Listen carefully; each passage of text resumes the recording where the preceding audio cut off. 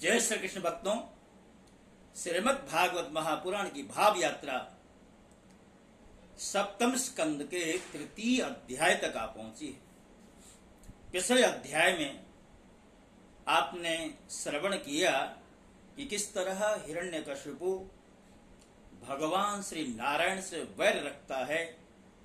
अपने छोटे भाई हिरण्याक्ष वध के पश्चात तिलमिलाया हुआ वह भगवान से बदला लेने के लिए तपस्या करने का निश्चय करता है।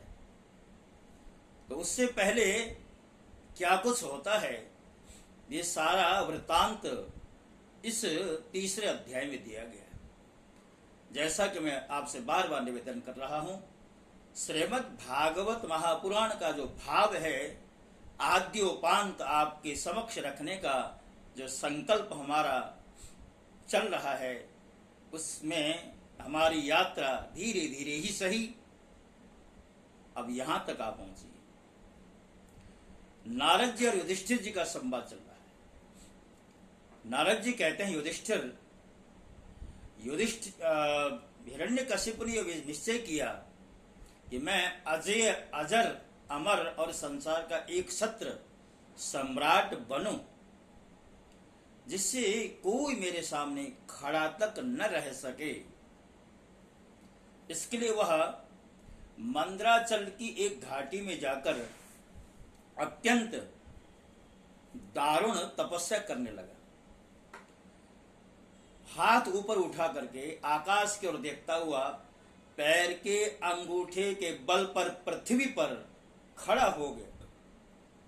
उसकी जटाएं ऐसी चमक रही थी जैसे प्रलय काल की सूर्य की किरणें चमकती हैं। जब वह इस प्रकार तपस्या में संलग्न हो गया, तब देवता लोग अपने अपने स्थानों और पदों पर पुनः प्रतिष्ठित हो गए। क्यों? क्योंकि हिरण्याक्ष का वध करने के पश्चात कुछ काल के लिए ही सही देवता लोग अपने पद को प्राप्त हो चुके थे। तो इन्होंने देखा अब ये तपस्या में संलग्न हो गया है, जब तक वह तपस्या करके लौट करके ना आए तब तक हमारे लिए कोई चिंता की बात नहीं। बहुत दिनों तक तपस्या करने के पश्चात उसकी तपस्या की आग धुएं के साथ सिर से निकलने लगी। वह चारों ओर फैल गई और ऊपर नीचे तथा अगल बगल के लोगों को जलाने लगी। उसकी लपट से नदी और समुद्र खौलने लगे। द्वीप और पर्वतों के सहित पृथ्वी डगमगाने लगी। ग्रह और तारे टूट टूट करके गिरने लगे। दशों दिशाओं में मानो आग लग गई। हिरण्यकशिपु की उस तपोमयी आग की लपटों से स्वर्ग के देवता भी जलने लगे। और देखिए, कुछ दिन के लिए तो देवता निश्चिंत थे, किंतु उसके तपोबल के द्वारा प्रकट जो अग्नि है उसका ऐसा ताप हुआ कि स्वर्गस्थित देवता भी जलने लगे। और देवता लोग जब घबराते हैं तो सज्जनों एक ही उनका उपाय है, वो है पितामह ब्रह्मा जी। ब्रह्म लोक को चले गए और ब्रह्मा जी से प्रार्थना करने लगे कि देवताओं के भी आराध्य देव हे ब्रह्मा जी, हम लोग हिरण्यकशिपु की तप की ज्वाला से जल रहे हैं, अब हम स्वर्ग में नहीं रह सकते। हे अनंत, हे सर्वाध्यक्ष, यदि आप उचित समझें तो अपनी सेवा करने वाली प्रजा का नाश होने के पहले ही यह ज्वाला शांत कर दी। आप सब कुछ जानते ही हैं, फिर भी हम अपनी ओर से आपसे यह निवेदन कर रहे हैं कि वह किस अभिप्राय से यह घोर तपस्या कर रहा है। सुनिए, उसका विचार है कि जैसे ब्रह्मा जी अपनी तपस्या और योग के प्रभाव से चराचर जगत की सृष्टि करके सब लोगों से ऊपर सत्य लोक में विराजते हैं, वैसे ही मैं भी अपने उग्र तपस्या और योग के प्रभाव से वही पद और स्थान प्राप्त कर सकूं। अपनी तपस्या की शक्ति से मैं पाप पुण्यादि के नियमों को पलटकर इस संसार में ऐसा उलटफेर कर दूंगा जैसा पहले कभी नहीं हुआ था। वैष्णवादी पदों में तो रखा ही क्या है, क्योंकि कल्प के अंत में उन्हें भी काल के गाल में समाना पड़ता है। हमने सुना है कि ऐसा हट करके वह घोर तपस्या में जुटा हुआ है, आप तीनों लोकों के स्वामी हैं, अब आप जो उचित समझें वही करें। हे ब्रह्मा जी, आपका यह सर्वश्रेष्ठ परमेष्टि पद ब्राह्मण एवं गौओं की वृद्धि, कल्याण, विभूति, कुशल और विजय के लिए, यदि यह हिरण्यकशिपु के हाथ में चला गया तो सज्जन पर संकटों का पहाड़ टूट पड़ेगा। नारद जी कहते हैं, युधिष्ठिर, जब देवताओं ने भगवान ब्रह्मा जी से इस प्रकार निवेदन किया तब वे भृगु और दक्ष आदि प्रजापतियों के साथ हिरण्यकशिपु के पास पहुंचे। वहां जाकर के उन्होंने देखा क्या, हिरण्यकशिपु की स्थिति ऐसी थी, वो दीमक की मिट्टी और घास से ढका हुआ था, चींटियां उसकी मेदा, त्वचा, मांस और खून चाट रही थीं। बादल से ढके हुए सूर्य के समान वह अपनी तपस्या के तेज से लोगों को तपा रहा था। उसको देखकर ब्रह्मा जी भी विस्मित हो गए और हंसते हुए ब्रह्मा जी कहने लगे, पुत्र हिरण्यकशिपु, उठो, तुम्हारा कल्याण हो। अब तुम्हारी तपस्या सिद्ध हो गई है, मैं वर देने के लिए आया हूं, जो इच्छा हो सो मांगो। मैंने तुम्हारे हृदय का अद्भुत बल देखा, अरे डांसों ने तुम्हारी देह खा डाली है, फिर भी तुम्हारे प्राण हड्डियों के सहारे टिके हुए हैं। ऐसा कठिन तप न किसी ने पहले किया है, न आगे कोई करने वाला है। भला ऐसा कौन है जो देवताओं के 100 वर्षों तक बिना पानी के जीता रहे।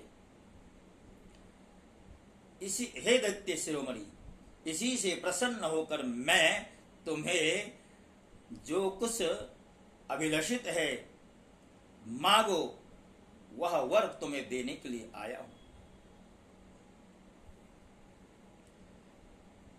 नारद जी कहते हैं, जैसे ही ब्रह्मा जी ने हिरण्यकशिपु से कहा, क्या वरदान चाहते हो मांगो, और उसके साथ साथ दीमक की मिट्टी से ढके हुए और चींटियों के द्वारा खाए हुए हिरण्यकशिपु के शरीर पर ब्रह्मा जी ने अपने कमंडलू के जल का छिड़काव किया।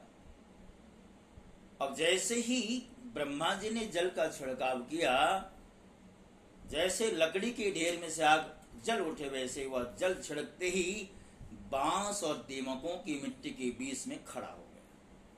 उस समय उसका शरीर सब अवयवों से पूर्ण बलवान हो गया था। ब्रह्मा जी के जल का अभिषेचन उसका ये प्रताप था। उसने देखा कि आकाश में हंस पर चढ़े हुए ब्रह्मा जी खड़े हैं। उन्हें देखकर उसे बड़ा आनंद आया।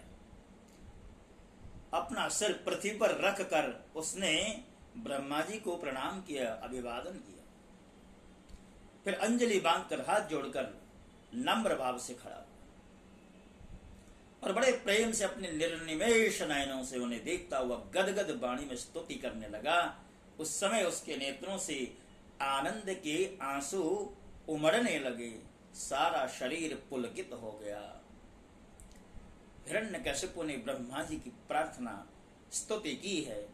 कल्पान्ते काल सृष्टेन योन्धेन तमसावृतम् अभ्यनग जगदिदं स्वयं ज्योति स्वरोचिषा। अभिव्यनग जगदिदं स्वयं ज्योति स्वरोचिषा। कल्प के अंत में यह सारी सृष्टि काल के द्वारा प्रेरित तमोगुण से घने अंधकार से ढक गई थी। उस समय स्वयं प्रकाश स्वरूप आपने अपने तेज से पुनः इसे प्रकट किया। आप ही अपने त्रिगुणमय रूप से इसकी रचना, रक्षा और संहार करते हैं। आप रजोगुण, सत्वगुण और तमोगुण के आश्रय हैं। आप ही सबसे ऊपरे हैं और महान हैं।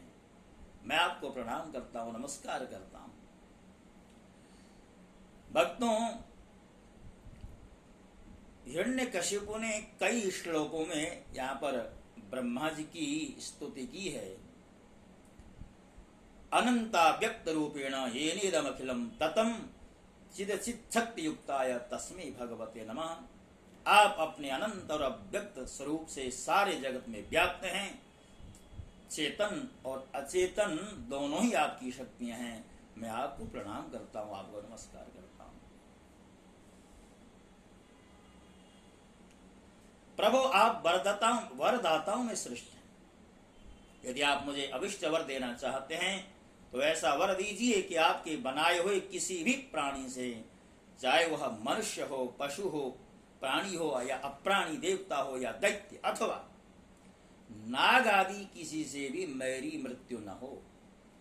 मैं भीतर बाहर, दिन में रात्रि में आपके बनाए प्राणियों के अतिरिक्त और किसी भी जीव से, अस्त्र शस्त्र से, पृथ्वी या आकाश में कहीं भी मेरी मृत्यु न हो।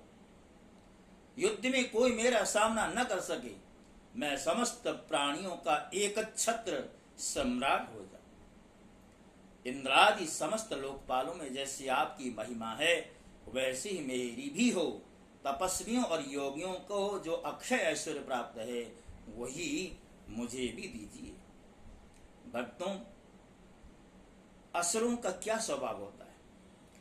असुर लोग बड़ी निष्ठा से तपस्या करते हैं, वर्षों तक अपने शरीर की परवाह न किए हुए तपस्या करते हैं, किंतु तपस्या के पीछे एक ही दुर्भावना उनके अंदर होती है।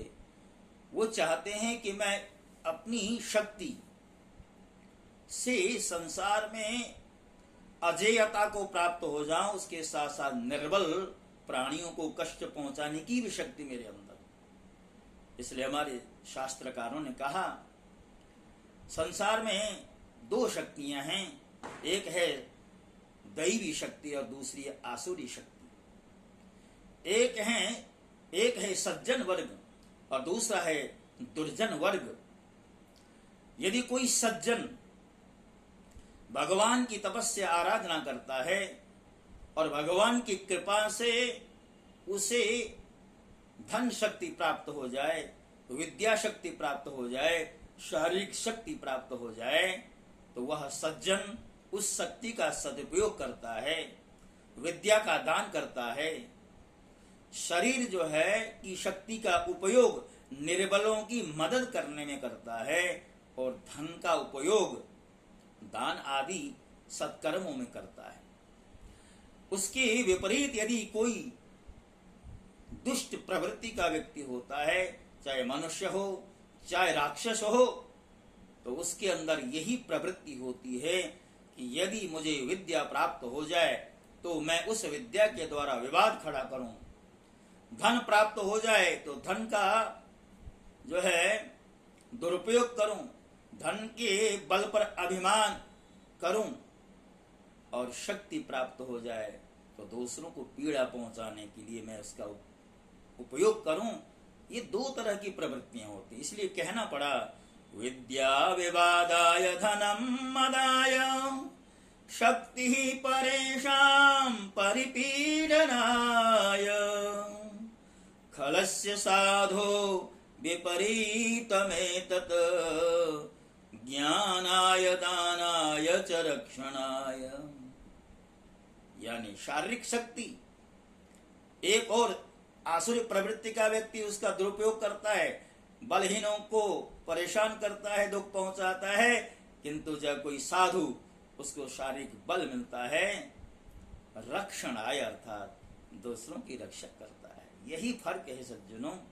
हिरण्यकशिपु तपस्या करके ब्रह्मा जी से वरदान मांग रहा है। पहले तो अमरता का वरदान मांगा, अगले अध्याय में ब्रह्मा जी भी कहने वाले, भैया इस सृष्टि में कोई भी व्यक्ति, कोई भी जीव अमर नहीं है, मैं तुम्हें अमरता का वरदान तो नहीं दे सकता, किंतु फिर भी जब तुमने तपस्या करी ही है तो कोई न कोई तो रास्ता निकालना ही पड़ेगा। ब्रह्मा जी के सामने धर्म संकट है। तो भक्तों, अध्याय की मर्यादा है। हमारा प्रयास है कि ये जो श्रृंखला चल रही है प्रतिदिन एक अध्याय की उसका अतिक्रमण न हो, इसलिए मैं अपनी वाणी को यहीं पर विराम देता हूँ, और पुनः इसी प्रार्थना के साथ कि आप हमारे इन संदर्भों को यदि प्यार करते हो, अच्छा लग रहा हो आपको, तो अवश्य मेरे इस शास्त्रीय प्रेम नारायण के नाम से जो चैनल है उसको सब्सक्राइब कर दीजिए, लाइक का बटन दबा दीजिए, वीडियो को शेयर कर दीजिए। तो मैं ऐसा मानूंगा कि मेरा प्रयास सफलता की ओर आगे बढ़ने वाला है। इन्हीं शब्दों के साथ आपसे विदा होने का समय आ गया है। जय श्री कृष्ण। ओम नमो भगवते वासुदेव।